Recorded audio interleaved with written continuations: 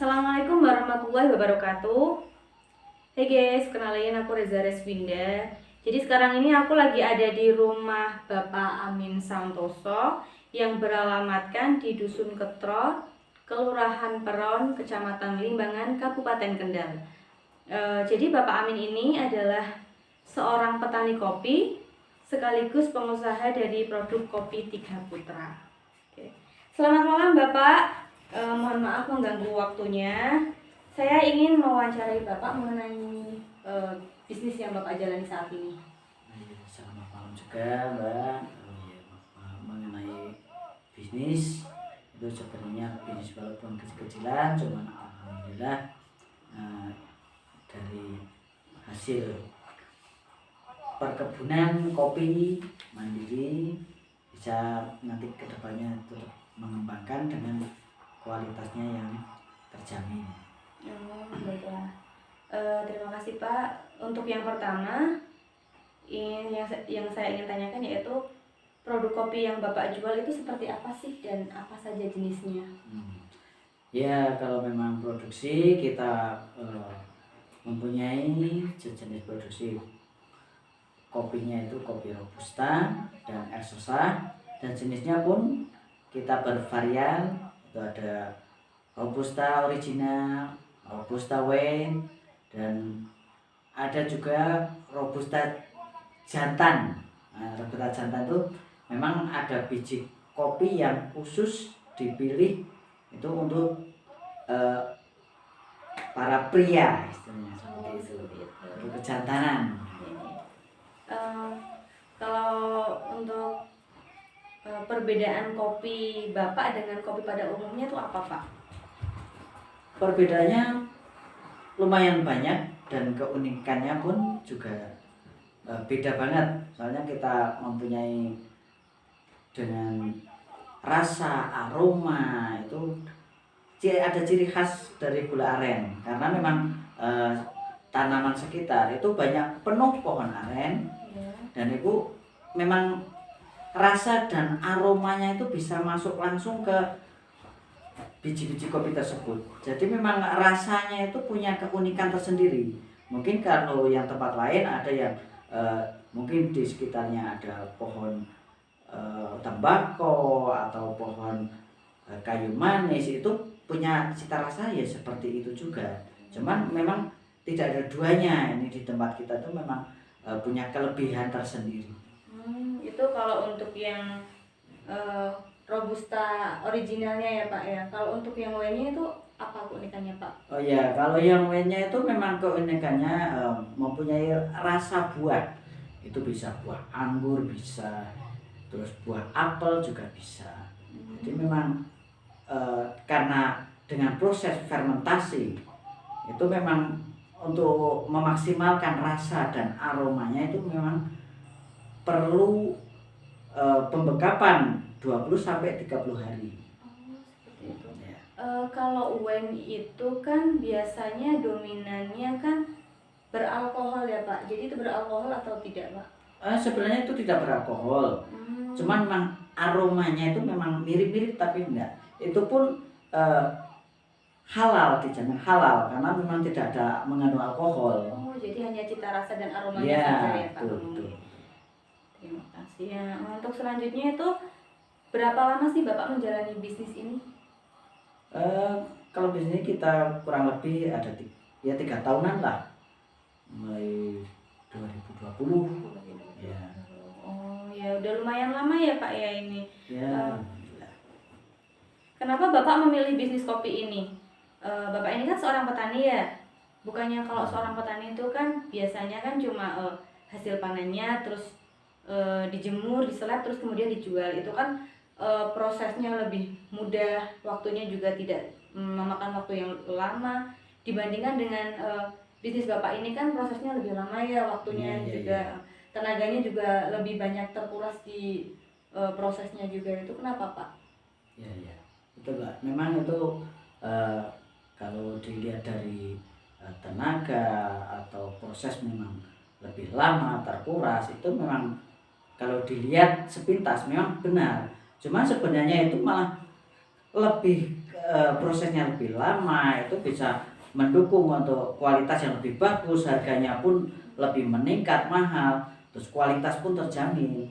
Jadi memang benar-benar kopinya itu diutamakan karena memang kita petik sendiri, proses sendiri, bahkan sampai jadikan bubuk pun kita buat sendiri. Jadi memang benar-benar kopi ini murni dari petani dan untuk kualitas pun terjaga dan terjamin.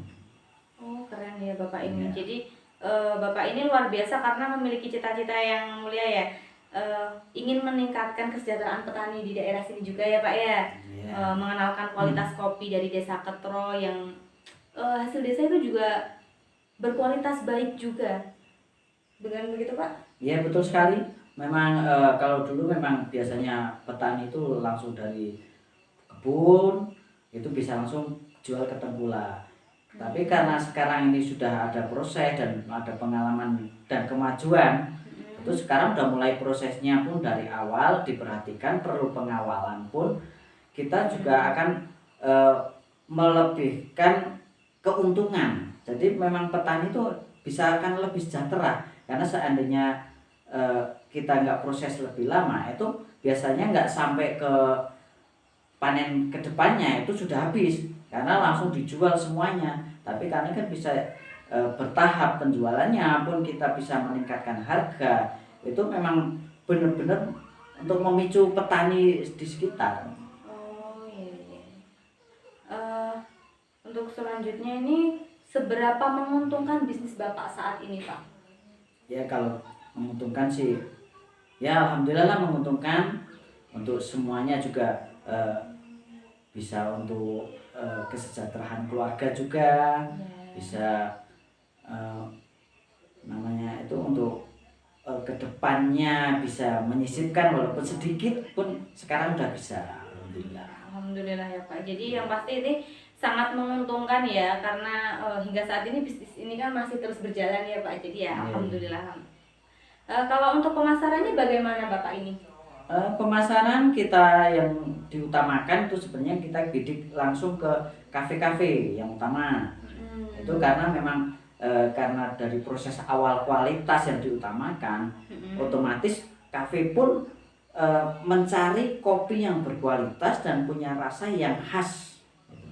Jadi setelah kita pertama membeli contoh-contoh atau membawa walaupun sedikit ke kafe-kafe, ternyata setelah dicek terus dirasakan itu memang pas dengan rasa keasliannya atau kemurnian kopi yang benar-benar punya rasa khas gula arennya gitu. Jadi memang udah benar-benar punya khas yang tidak bisa tidak ada duanya lah.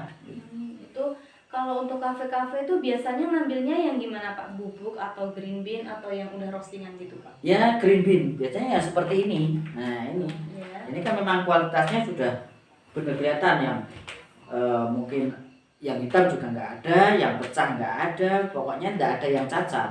Ini yang dinamakan kopinya kalau dari kita itu namanya kopi premium. Jadi memang green bean cuman yang greennya green premium. Jadi memang benar-benar kualitas terbaik di sini. Jadi sangat berkualitas dan tipenya itu kualitasnya yang premium ya Pak. Iya. Oh gitu. Kalau gitu selama menjalankan bisnis ini apakah Bapak pernah mengalami kerugian? Kalau kerugian saya kira nggak ada itu. Soalnya memang kita dianggap nggak ada karena memang petani itu nggak ada yang rugi. Karena dari awal kita mengeluarkannya nggak langsung mengeluarkan uang, kita tenaga. Jadi kalau tenaga itu kita nggak ada yang namanya rugi, itu malah menambah kita olahraga, terus tambah semangat itu. Jadi memang kerugian itu sebenarnya nggak ada. Kalau ada orang yang bilang rugi, itu justru yang rugi itu yang tidak pernah diproses dengan baik, itu namanya rugi. Gitu ya Pak. Terima kasih. Untuk usaha Bapak ini, dulu waktu awal-awal itu modal pertama yang Bapak keluarkan itu berapa Pak? Kisarannya berapa? Ya kita kalau dari awal sih modalnya sebenarnya modal nekat. Cuman alhamdulillah setelah punya kebun, kita proses sendiri, dirawat, itu ya kurang lebih sekitar 100 kilo lah pertamanya. Cuman alhamdulillah sekarang udah semakin meningkat, peminatnya pun semakin banyak, ya bisa sampai sekitar 1,5 ton lah udah kita per tahunnya sudah bisa. Kalau untuk dinominalkan itu sekitaran berapa Pak kalau Ya kalau dinominalkan sih lumayan lah. Ya alhamdulillah ya Pak ya intinya ya. Lalu selama ini kan Bapak udah menjalani bisnis ini kan selama kurang lebih 3 tahunan ya Pak ya. Selama ini apakah Bapak memiliki karyawan atau kerja sendiri atau gimana? Ya kita kerja sendiri, cuman ya ada yang membantu lah, ada 3 orang untuk khusus di kebun, juga kadang ya di rumah juga ada yang bantu. Oh gitu. Kalau di rumah itu karyawannya berapa Pak? Ya bisa, ya 3 orang lah. 3 orang. Seperti itu. Karena kan kita prosesnya kan langsung dari kebun, kita juga proses sendiri. Jadi nggak begitu mengutamakan karyawan lah. Karyawan khusus di kebun dulu. Cuma kalau di rumah baru ada yang bantu, itu ntar kalau sudah kewalahan itu baru ada yang bantu. Jadi ini tuh dari kebunnya, perawatannya itu juga udah bener-bener dari awal ya Pak ya. Jadi dari penanaman, terus perawatan kebunnya, sampai ke sini, sampai ke pembuatan kopinya itu bener-bener dijaga ya Pak ya. Iya. Karena memang kalau kita namanya mengutamakan kualitas pun, kita proses di rumah pun kita nggak asal-asalan kita mengajak orang atau minta bantuan orang, karena bener-bener jeli, teliti, itu yang diutamakan. Jadi karena Bapak ini kan menjalankan bisnis ini kan sendiri, jadi badan usaha Bapak ini tuh termasuk dari perseroan ya Pak ya, karena Bapak cuma memiliki karyawan kurang lebih 3-4 orang gitu ya. Terus modalnya juga karena milik sendiri ya, jadi tidak seberapa begitu ya. Ya kadang gini Pak, jadi kadang yang membantu itu orang karena kita juga punya kelompok tani, itu ya memang kita ada rutin seminggu sekali atau 1 bulan sekali kita memang ada perawatan perkebunan itu bersama-sama, jadi saling membantu lah. Jadi proses dari awal kebun sampai di akhir itu benar-benar diperhatikan ya guys. Gitu. Apakah selama ini Bapak mempunyai kendala dalam menjalankan usaha ini Pak? Kalau ada itu apa aja sih kendalanya Pak? Kalau kendala sih kayaknya kita dianggap aja nggak ada. Cuman paling kalau pas penjemuran kok musimnya musim hujan, itu memang kita nggak punya alat oven, jadi memang kita mengandalkan alami. Jadi memang benar-benar alami semuanya, dari matahari kita mengandalkan. Jadi seandainya kita jemur mungkin seharusnya 10 hari bisa 20 hari lebih. Oh, jadi memakan waktu yang lebih lama ya Pak ya. Walaupun kita sudah berusaha maksimal mungkin, cuman kita hanya membuat rumah plastik gitu. Jadi itu untuk antisipasi sebenarnya, cuman nggak begitu membantu banyak sih. Jadi strategi yang digunakan salah satunya kan itu ya Pak ya, memakai plastik. Kalau untuk kendala yang lain mungkin ada strategi lain Pak? Atau ada kendala-kendala lain? Kendala lain sih kadang kalau pas itu kita dari kebun ya memang ada kendala lain, itu kadang jalannya karena memang jalan licin, itu juga sangat-sangat kita kerepotan. Jadi kita harusnya cepat sampai rumah, akhirnya lama juga karena jauh dari rumah. Itu kan kalau dari kopinya Pak. Kalau dari prosesnya Pak, apakah ada kendala atau apa? Ya proses salah satunya tadi itu. Jadi seandainya sudah menjadi mungkin grimping seperti ini, kan kita perlu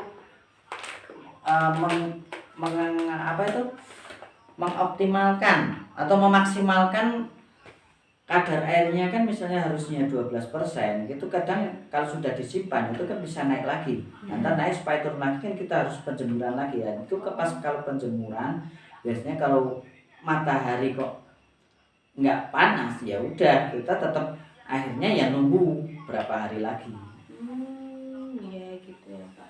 Ini kan tadi kan untuk yang green bean gini kan pemasarannya kan di kafe-kafe atau di angkringan gitu ya Pak. Iya. Kalau untuk yang bubuk bagaimana Pak? Untuk yang bubuk? Oh ya, kalau yang bubuk kita juga biasanya kita titipkan di ke kelontong, warung kelontong itu juga bisa banyak. Terus kebetulan juga di angkringan juga ada yang minat dititipin seperti itu, karena memang prosesnya kan kalau kita buat bubuk itu kan langsung diseduh. Biasanya kan seperti kan langsung diseduh.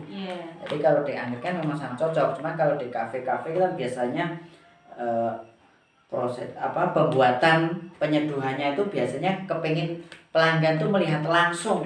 Jadi memang bijinya tuh asli apa enggaknya gitu. Gitu. Ini kopinya ya Pak ya. Jadi ini kalau udah jadi. Ya silakan kita minum dulu.